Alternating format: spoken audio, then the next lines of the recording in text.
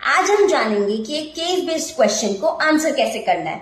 The very first word of your answer to a case based question shall be either yes or no. That yes or no should be in underlined form and should be in capital letters. इससे क्या होगा कि examiner को एक direction मिलेगा कि whether you are favouring the liability और defending the liability of the party said. उसके बाद में आप रेलेवेंट प्रोविजन कोट करेंगे।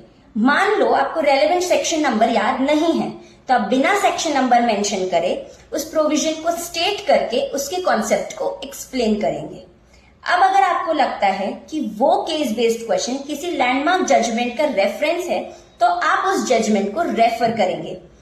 से for in A versus B it was also held that dash dash dash dash dash। अगर मान लो आपको उस जजमेंट का नाम याद नहीं है तो आप कुछ ऐसे वर्ड्स यूज करके भी उस जजमेंट का रेफरेंस देंगे, जैसे कि in one of the case, in one of the remarkable judgement, in one of the infamous judgement provided by honourable Supreme Court और high court, whatever the case में be. अब अगर आपको आधी पार्टी का नाम याद है और आधी पार्टी का नाम याद नहीं है तो आप कुछ ऐसे मेंशन करेंगे दैट इन एज केस, इन बीज केस।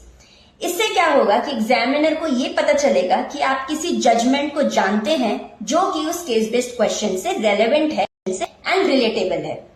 फाइनली जो कॉन्सेप्ट आप एक्सप्लेन कर रहे थे आप उसको उस केस बेस्ड क्वेश्चन के फैक्ट्स के साथ में रिलेट करेंगे और एक एंड में उस आंसर का कंक्लूजन देंगे that why you have supported the liability और why you have oppose the liability.